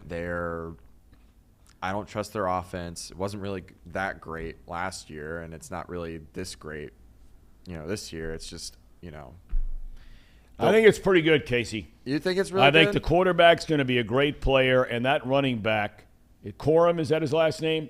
Yeah, I think it's He is a legitimate top 10 back in college football. But okay, Yeah, You're going with Iowa. Casey, Brandon, you're with the Hawkeyes? Yes, my grandpa won a Rose Bowl for the Hawkeyes. So now we're doing the family thing like Casey. You're following his lead. I also don't believe in the Michigan hype. I mean, they played no one. I don't know if I buy into the hype yet or not. They have to play some people before that happens, and we know they've got the mighty Buckeyes the last game of the year. Okay. Here's another one after just hearing Dan. Now, the one thing, I'm going to stay with UC in this one because, yes, Tulsa has given them problems, but if there's a question as to whether or not the starting quarterback of Tulsa is going to play, Dan just said there is a question, at least publicly there's a question. I'm going to stick with the Cats. I normally don't like road dogs with these double digits. I mean, road favorites, 10, 10.5. I'll stay with UC. Casey? Yeah, the fact that it's at 10, I'm comfortable with taking 10. If it was like 11, I might have more issues with it. But I'm taking Homer Cincinnati. show. I'm kind of with Dan. Dan made me more question this pick. I was just kind of like, it's Tulsa. But after looking at their schedule, I mean, they were in it with Ole Miss. And, I mean, I don't know. It's just going to be an interesting game. It's going to really depend on that quarterback situation and whether or not that kid plays or not. I think you're right. 2 words, go Cats. Boy, it really is the Homer show. Next up, the mighty Buckeyes, undefeated. Greg Schiano, talked about him a little while ago. Rutgers at 3-1. Believe in him. But Rutgers, I was just talking about Iowa's offense and how good Iowa's defense is. But Iowa's offense scored 27 against Schiano and company last week. Now they're playing the offense, not a offense, the offense. In the Ohio State Buckeyes. That is a whopping 39.5-point spread in Columbus. Yep. Reluctantly with that number, but Ohio State, the offense is something else, and the defense is getting better every week. Men? I agree with that. That's why I got Ohio State too. And usually I don't pick the favorites on big spreads like these. After week 1 with the Oklahoma State game, I told myself, don't do it, Casey, but it's over. Ohio State's they're gonna cover 77 in this game. Would you care to double down on your bet there and you get 2 losses if they don't cover 77? No, I'm not going to do that. But I'm willing to give you that.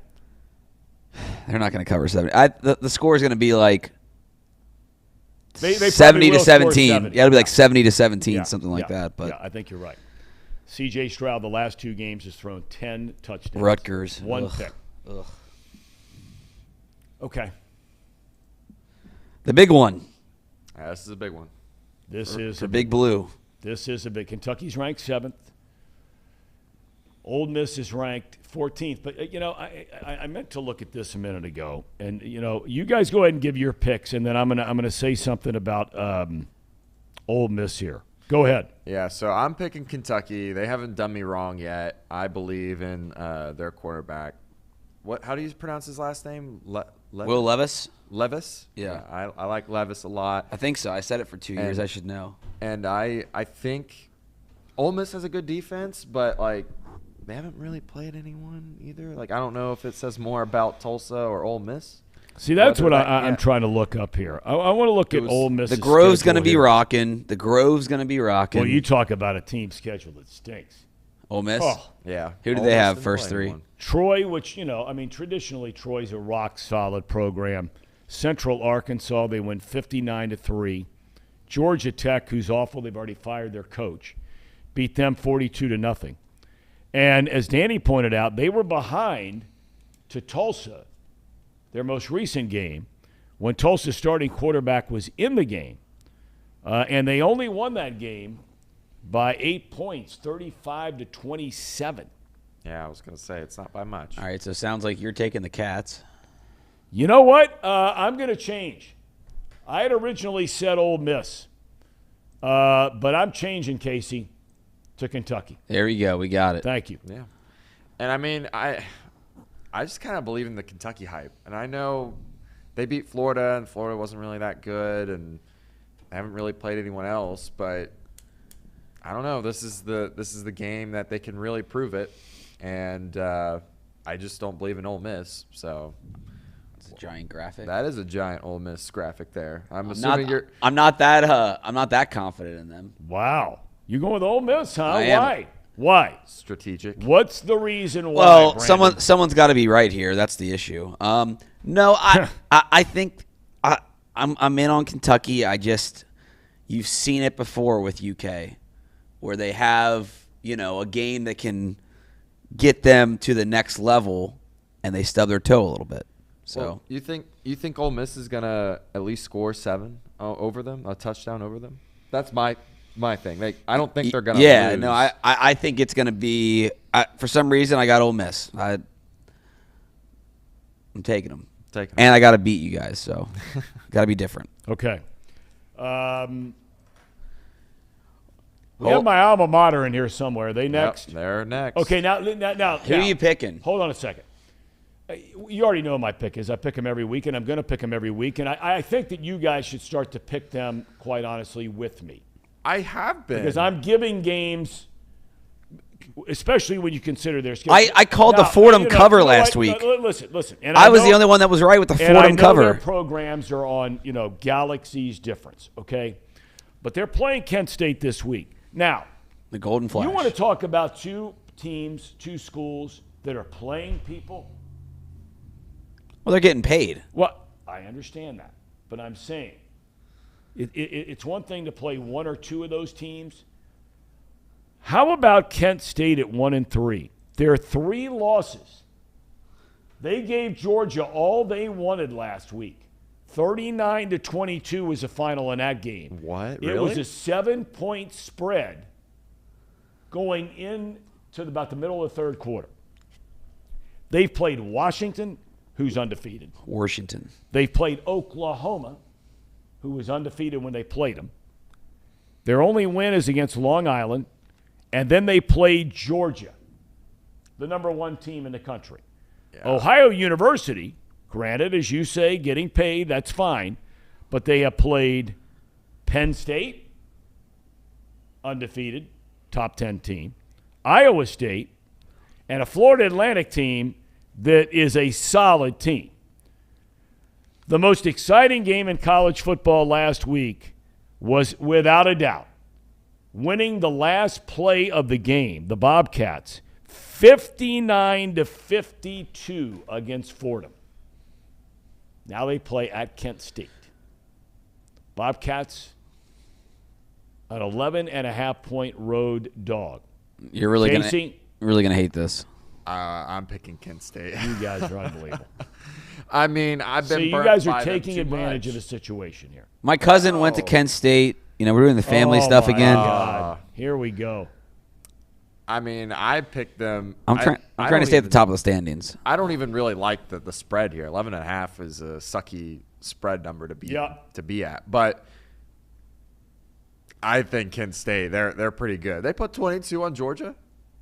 In fact, I think at one point in that game, it was, if I remember right, the score of that game, and I'll double check this here real quick.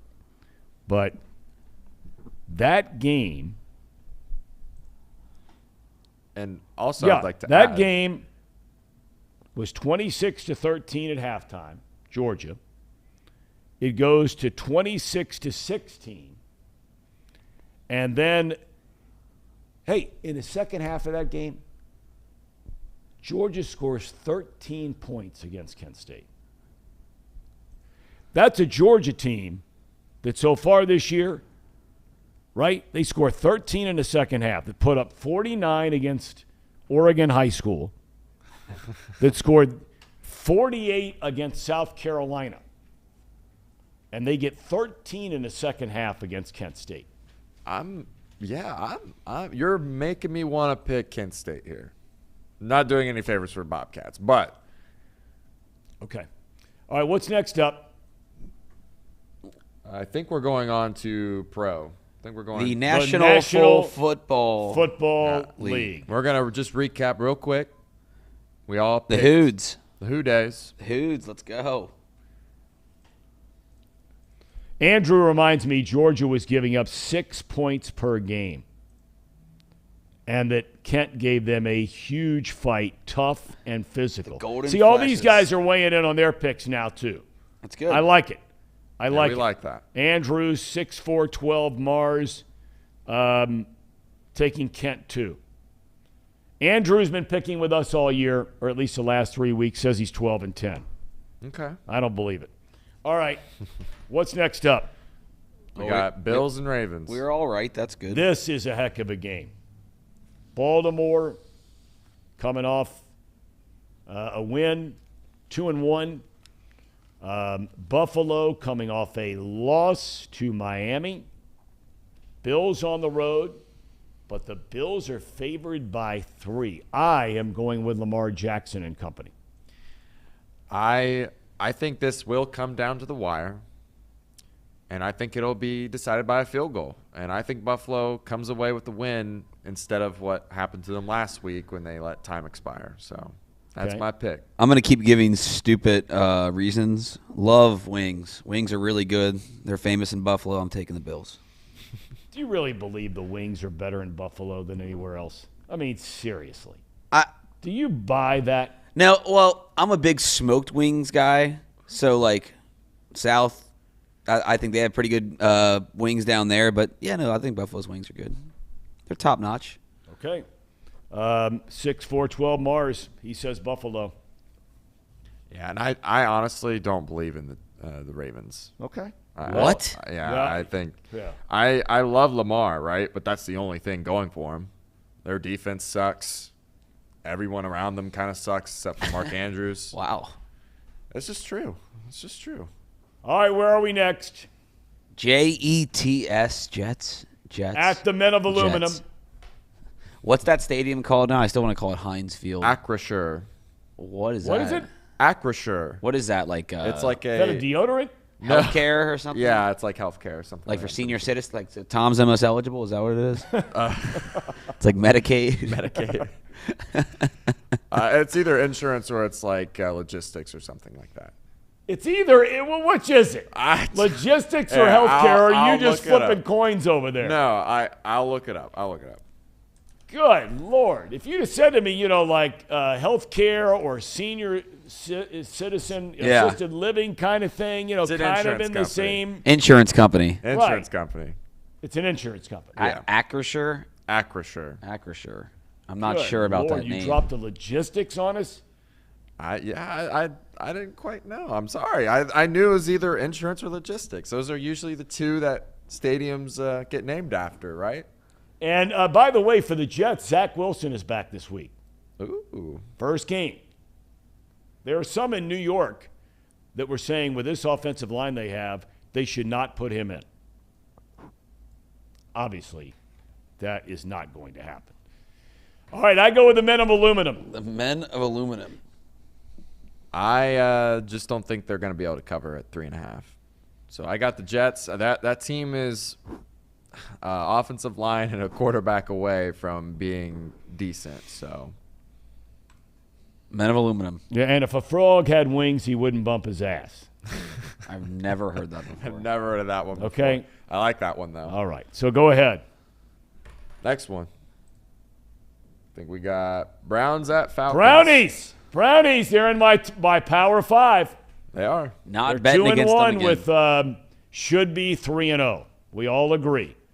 They blew that 13-point lead. Jets. That's right. They blew it to the Jets. That's right. But they're not blowing it this week in Atlanta. Listen, this is one of those games where the wise guys, they know something we don't. They know a lot that we don't know.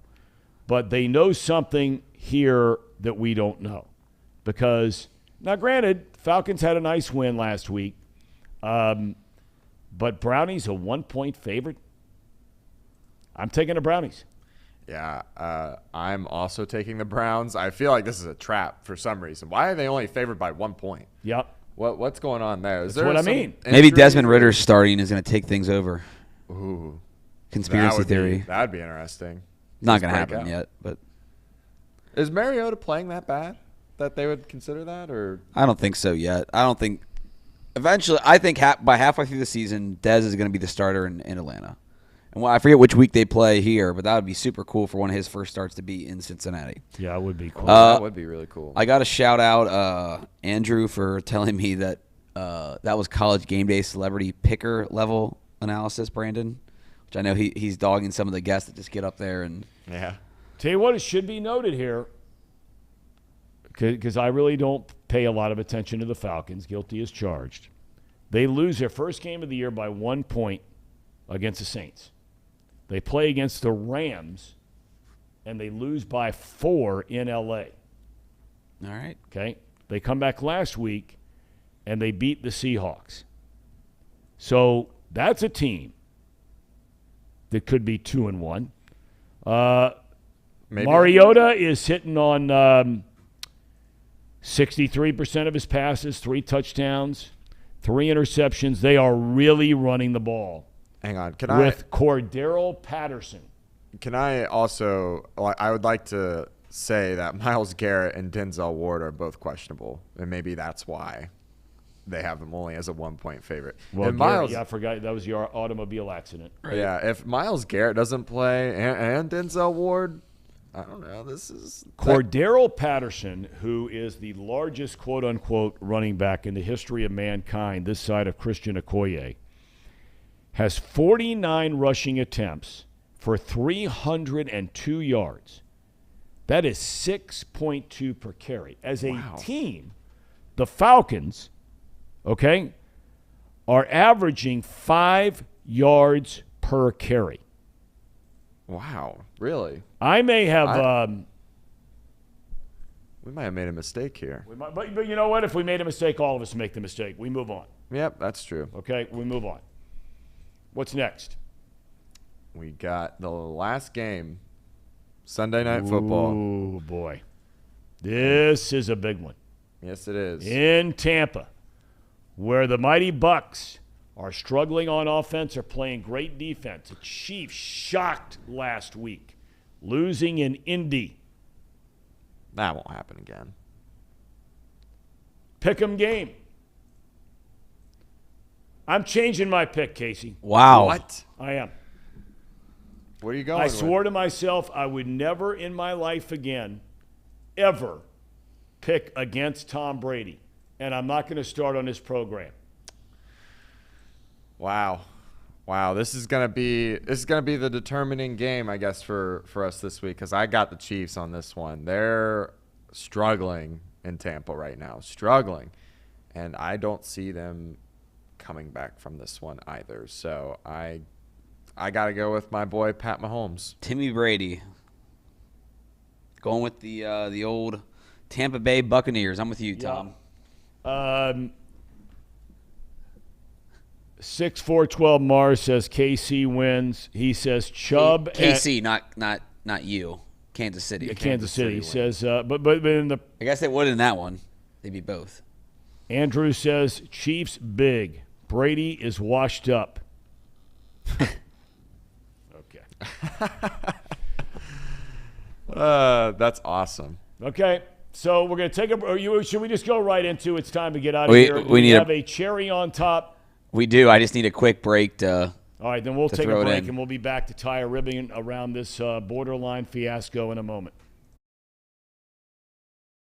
At United Dairy Farmers, we've perfected freshness in our family bakery, where we use only the finest ingredients, like thick, high-quality glazes on our signature donuts, before delivering them fresh from bakery to store every day. UDF, made for you. If your AC or furnace is struggling, turn to the experts at Bartell's Heating and Cooling. Their certified technicians get the job done right the first time. And if you need a new unit, Bartell's will give you upfront pricing with no hidden fees. Plus, ask about Bartell's 0% interest financing for 60 months. Learn more at bartellsheatingandcooling.com. Bartell's Heating and Cooling, for a comfortable way of life. Eli's Sports Bar and Grill, proudly sponsoring high school football with 3 locations in Mason, Liberty Township, and Ross, Ohio. Our 10-foot screens guarantee a great view from every seat in the house. Eli's Sports Bar and Grill, the best place in Cincinnati for sports, food, and fun.